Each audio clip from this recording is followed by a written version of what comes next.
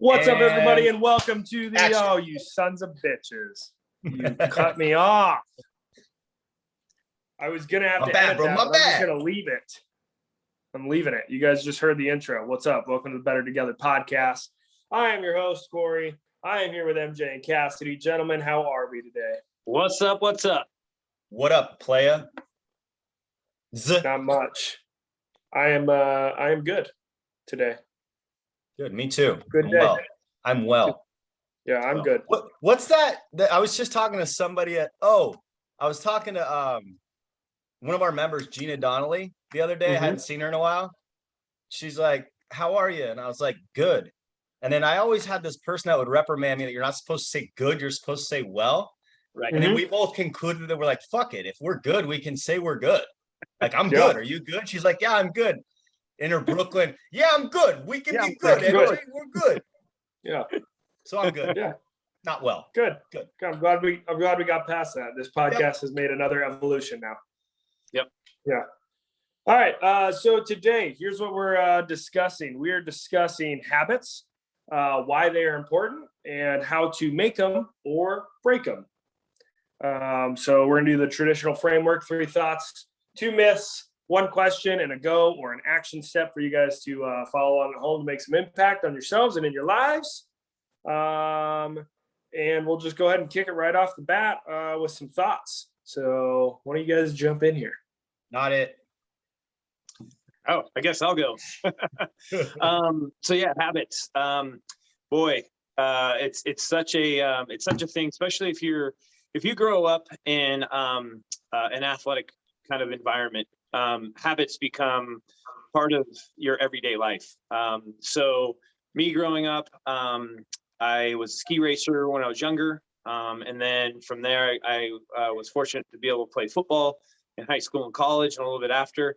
And, you know, when I look back on the things that I started, especially with like skiing, because when you slap these 2 boards on your feet and you're going down a hill that's slippery as can be, man, it can be intimidating, right? But the first time you do it, it's very awkward. But then every day that I would go, it became easier and easier. And then from there, then I wanted to take it to another level. So I trained harder and harder and became better and better at the sport. And so, you know, it's one of those things that if I didn't make that a habit, if I just went once a year or I did it once a week or even less, probably wasn't going to get very good, you know, and was not going to be at the level I wanted to be and thought I could be. And that goes the same with things in life. You know, it's when when you first start something out, it's not easy. It's always going to be a little bit awkward. You know, there are things that maybe are a little bit easier than others, but unless you make something a habit to improve your life, then it's very difficult. But then there's also the things that we have in life that we have formed bad habits of possibly maybe not eating healthy, and that becomes a habit that's hard to break. So I mean, habits are in our everyday life, whether we know it or not, whether we write them down or not. So I think further along in this conversation, we can talk a little bit about how we decipher those, which are good and which are bad. But I'll leave that at for the next one. I'll kick it over to you guys. Yeah, I mean, I think habits are something that can be super complex or something that can be super simple. I think they can hurt you really bad or help you out a ton. But I think the biggest thing about them is just be aware of them. I think they become very insidious if you're not aware of the habits you are starting to have.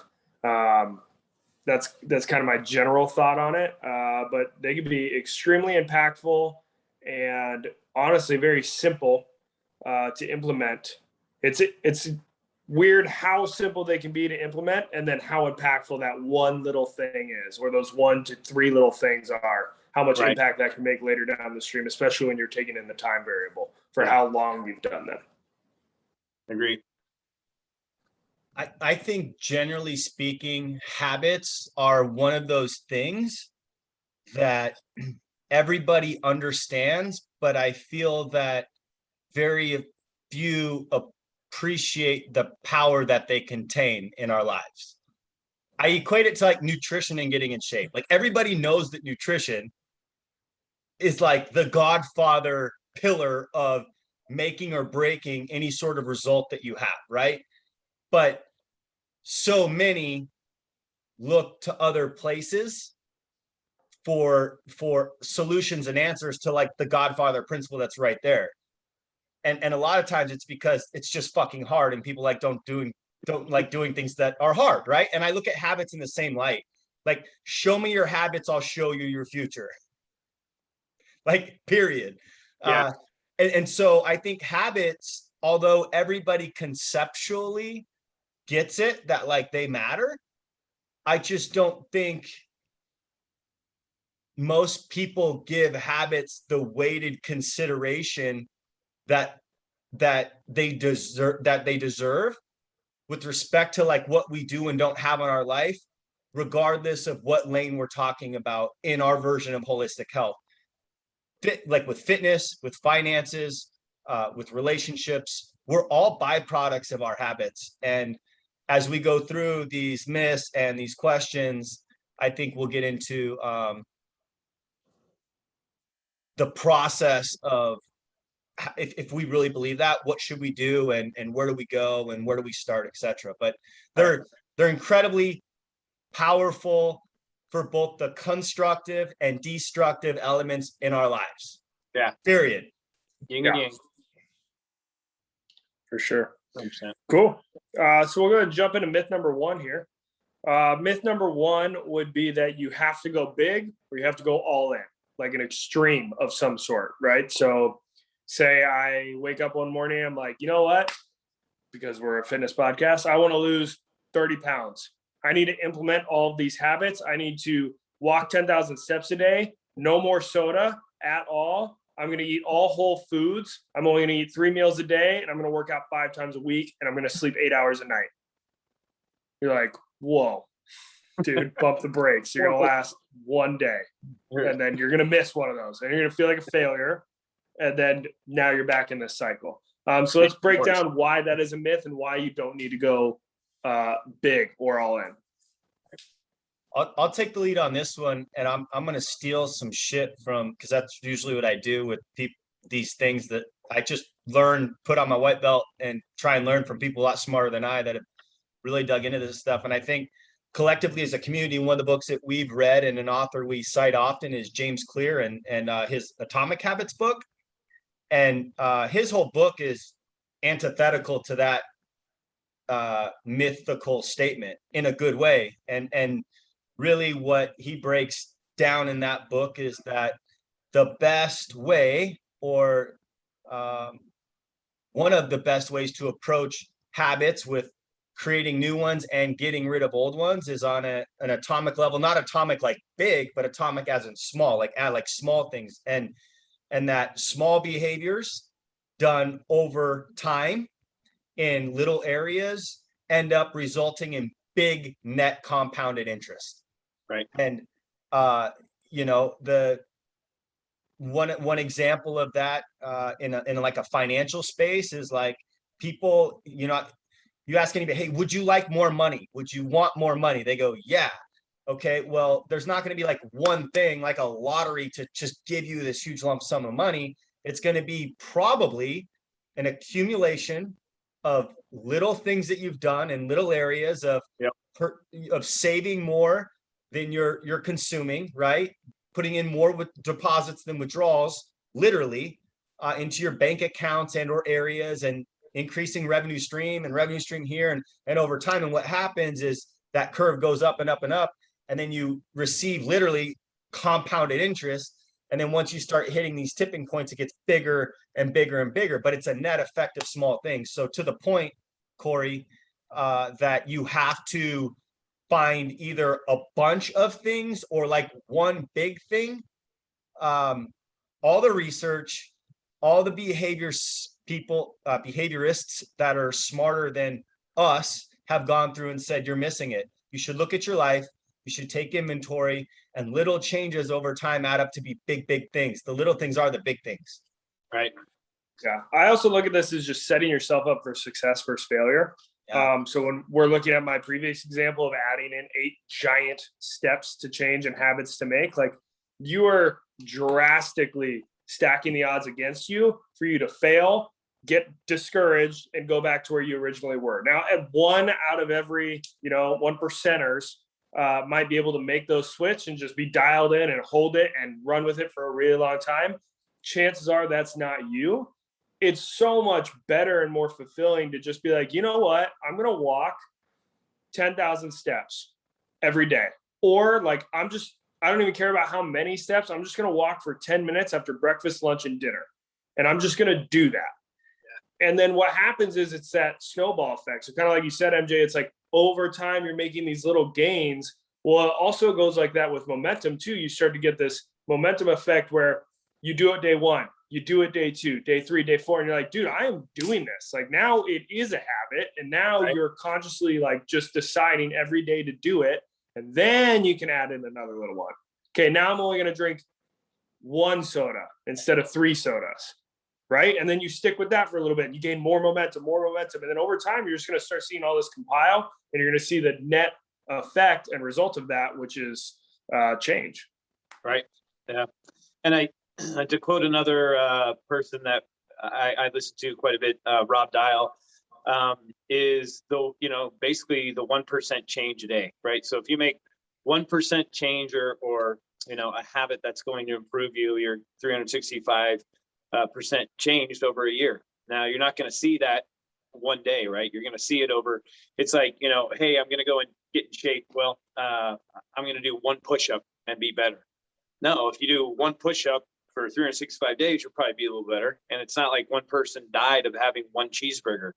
They ate 365 cheeseburgers and that didn't work very well for them. So it's, you have to put it into perspective, is that understand that change takes time and it's not going to be an overnight process, and that you have to thoughtfully put those things in motion and then realize that, sometimes they're going to be quicker, sometimes they're going to be a little bit slower, but then track your results. And that's why when MJ and I did the 75 hard, we had to take a picture every day. I mean, if you see my start picture to my end picture, then you get to notice it and you see a big difference. Whereas, if I didn't take a picture every day, I probably wouldn't notice as much, because I see myself every day. So little tricks and tips like that are things that are helpful to make it a little bit easier to make these things happen. Yeah, I think a tangible, visual checklist as well. Yeah. Write it down. 100%. If you want to make a habit for 30 days, 30 boxes, write the habit, check it. Because it's going to feel, yeah, there you go. Look at that, dude. For this month. Yep. Yeah. I mean, it makes a bigger impact when you have to go in at the end of the day and you're like, damn, I didn't get to check that box. Yep. 100%. And you punch yourself in the face really hard. Right. Idiot. So the tying off of that into the second myth is not only is it necessary to attack big habits on an extremist level and going all in, but it's however you get to a habit and you've arrived at one, the next myth is that habits stay with you forever. Meaning just because you started something and accomplished something, okay, start, stop, it doesn't necessarily mean that it's now a habit forever. And I think I'll lead or take a stab with this because, I had a mentor of mine that impressed in me that if I ever wanted something in life, okay, you first need to put that something in your head. You need to understand it. You need to think about it. You need to visualize it, right?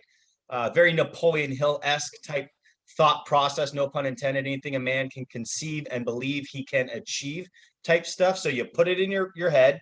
And then once you get in your head, you have to make it connect to your heart, meaning it has to mean something to you. And then once you get it in your heart, you can now push it down to your feet. And that's a metaphor for walking it out, so to speak, right? And so he used to always say, get it from your head to your heart to your feet. and just rinse and repeat, rinse and repeat. And over the last couple of years and talking with him, he's added to it head, heart, feet, habit. And what that insinuates, at least in this conversation, is if you want to get something and keep it there, it only becomes a habit when you fuel it and you continuously pour into it or walk it out through repetition, right? And like we were talking prior to when we were doing our setup, Corey had brought up a point, things change, times change, goals change. And what you may have wanted to be a habit at one point in time in your life for a certain reason because it served you well then, may just be that and serve you well there. And then you're like, you know what? I don't want that anymore. Or that's not important to me anymore. And that habit goes away. So habits, the ones that stay are the ones that you continue to pour into and serve. The ones that don't are the ones that you deprive of oxygen like a fire and it's gone. So the differentiator isn't like this time variable or, X amount of days or X amount of whatever. It's a repetition variable and a consistency variable going from head to heart to feet and walking it out. And then and only then can it be a habit. Yeah. I think there's the old adage that, if you do something for 21 days in a row, it becomes a habit. And it's just not true. It can be, but it's not like automatically if I do something for 21 days, I've got this thing, I've got it down, and now I know. So like you said, MJ, it's that time variable. It definitely counts, like reps count, they definitely count, but there's no specific time frame or hours that you have to do to become good at something or make something a habit. It's just not there. It's individual for everybody and it's individual for each habit that you're trying to create. Yeah, and you guys might disagree here. I don't think you will, but you might. I think a lot of people get caught up in habits too, and they have this like 100% mentality, which is good. I think when you're first starting off, right? Like nail it, like nail that sucker for 30 days in a row every single time. But there's a lot of habits that just done 80% of the time are going to serve you so well over the years. So I want to encourage people to not get discouraged when they're on their journey of creating these habits that are going to impact their lives. Like, just because you missed a day, don't throw the bathwater out, the baby out with the bathwater per se, right? Like you can get back on that horse. You can have habits that you're hitting 80% of the time and are serve you super long term. You don't have to be perfect. You want to be consistent, which is an overall theme of our podcast we talk about all the time. Be consistent. 80% of the time, it's going to serve you so well in the future. Yeah, the progress, not perfection. Yes. That's the big thing that people, like you said, they just don't get. They go, God, man, I didn't go work out today. I was supposed to work out. Well, I guess I'll just wait till Monday, and it's Thursday, and they're going to wait, and then they miss it again, and then Monday comes around, and they got pressure on themselves. It's like, you know what? Forget it. Just jump right back on the horse again. You're fine. There's no time frames for that. Just jump back on and get it done. So yeah, I agree with you on that wholeheartedly. Yeah, it's the binge mentality too. You see it a lot with nutrition. Somebody's on a diet plan or a nutrition plan. They have goals for themselves nutritionally, and they get to a Saturday afternoon and they slip up. They order food or swing through a drive-through, and then they do the whole like, well, I messed up. So tonight I'm going to go out. I'm going to drink beer. Sunday I'm going to get brunch. I'm going to have mimosas. Then I'm going to have pizza and ice cream, and I'll just start on Monday. Yep. It's like we don't have to go to the other extreme of this, right? Like, oh, you slipped up on Saturday. That's okay. Get Sunday dialed in and knock that back out. Get back on that horse and strive for that habit to solidify. Totally. I think it's important. This is just like my coach or trainer mindset's kicking in of like, I'm going back to working with clients. And the two things that come to mind, Corey, on this really good point of yours is in knowing, the thing that's coming to mind right now, first of all, is VOPA, and in particular, the O as objectives, and making sure that if you want to set out to change behavior, which that's what habits are, making sure that in your objective or goal setting process, you set SMART goals that are specific, measurable, attainable, realistic, time reference, right? Like, don't go from not working out for 20 years to going, I'm going to work out 6 days a week, do 2 a days, and eat 1,200 calories, right? That's fucking stupid. Okay. It's not only irresponsible, it's stupid. And so you have to, first part is like set up realistic, obtainable objectives, which is like our first myth, right? You don't have to go all in. So we touched on that a little bit. But the second part is, to your point, Corey, is it's not a matter of if, it's a matter of when you're going to mess up or almost mess up or not hit the desired target you set out in your mind. So you have to know that ahead of time. And to your point, it's the old adage, like if you get bucked off, get your ass back on. The sooner you get back on and do those little things again, the takeaway is over time, the compounded interest is what sets you free, the consistency. 8 out of 10 ain't bad, going back to 80%, right? So if you had to do something 10 times in a month and you do it 8 out of 10, that's a victory versus the alternative, which is, oh, I did it 2 in a row, I missed the third, and now I just stopped doing it. Yeah. But that's how we work. That's how we work. And when I say we, maybe it's me, but and many clients that I've worked with, but we're this all or nothing mindset, and we're so better served to bring up on this conversation a system, i.e. VOPA, and making sure you identify proper objectives for reasons and rationales that they matter to you, and have a strategy in place that supports it if something goes wrong. Right. Like, it doesn't mean you're not submitting from the beginning to failure. It's actually saying, hey, I'm putting this objective in front of me. It's harder than anything I've ever done in my life. I know there's going to be trials and tribulations. When those trials and tribulations happen, which they will, not if, but when, I'm prepared and I'm ready to go to war. I'm insulated and I'm going to jump right fucking back on. Like right away. Yep. Like you miss, you cheat meal. Yep. Make it a cheat meal, not a cheat weekend. So what? Agreed. So fucking Agreed. what? Next. Yeah. And then that's why we always say, and you said it, thematic of our podcast is, we are a group of people that understand the power of consistency, and the power of consistency is far greater than short-lived extremist bouts of whatever, Right. habit setting. For sure. Yeah. I agree. Let's move into the question for these guys to ask themselves, which, correct me if I'm wrong, but I think what we decided was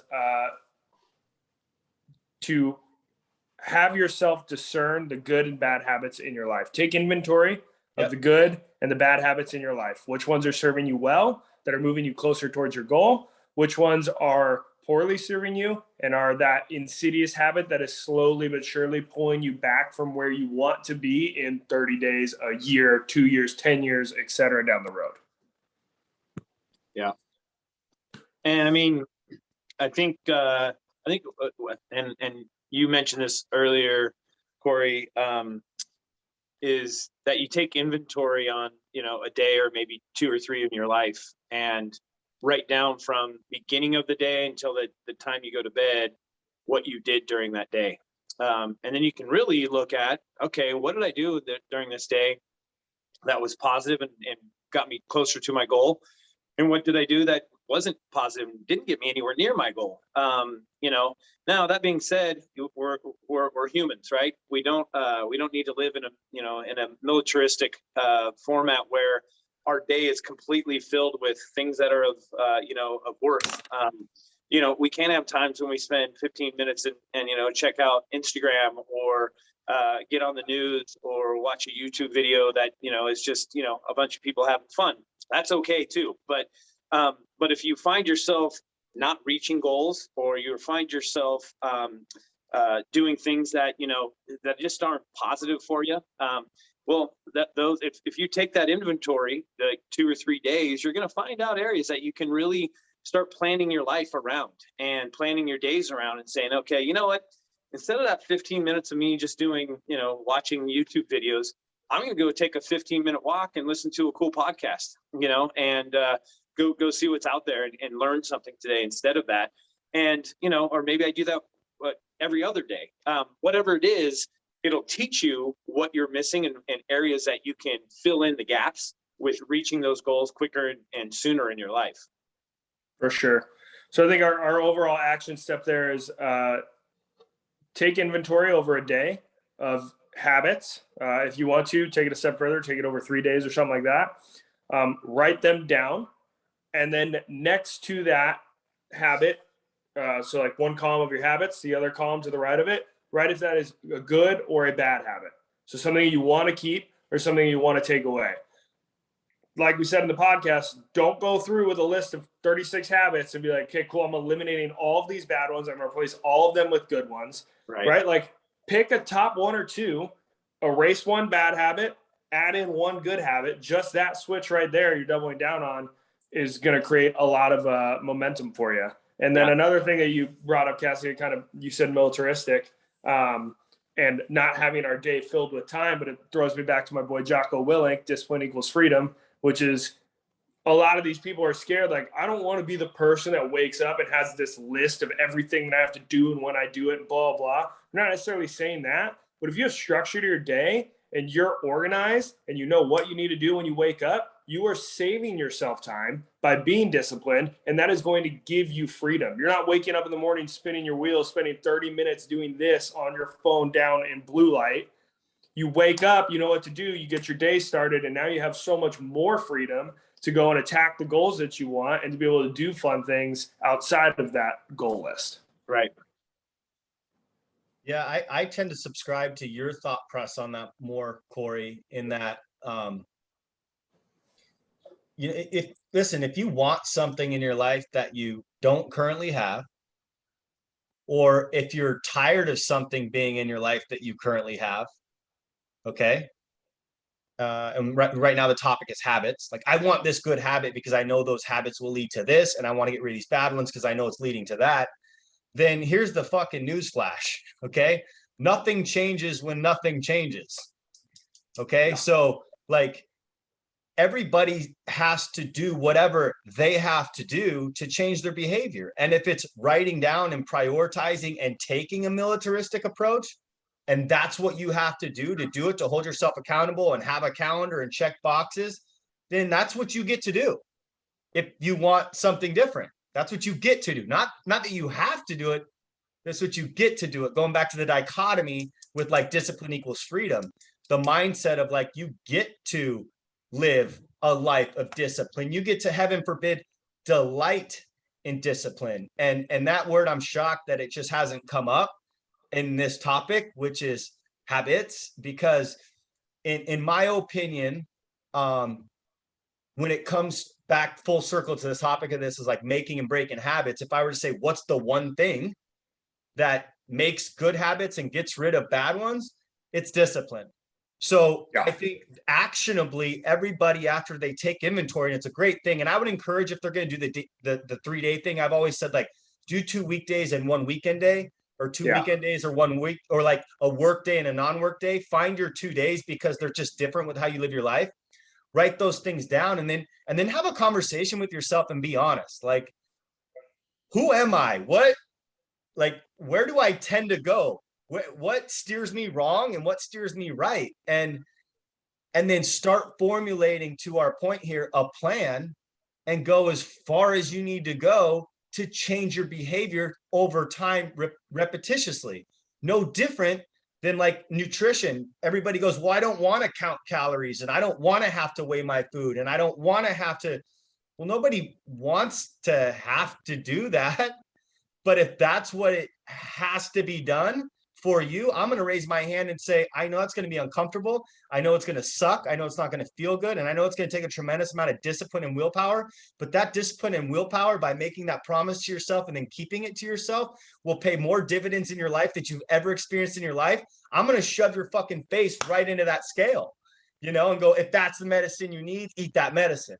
So to Cassidy's point, though, it's the medicine's different for the medicine's the same for everybody. It's just the dose is different, right? And you need to find your dose appropriately, but don't lie to yourself and mislead yourself on something that's so powerful. Like, habits are so powerful, and treat them like the loaded gun they are, and the other thing is, like, I would say, don't get bored with the basics in the formulation of trying to create new ones and get rid of old ones.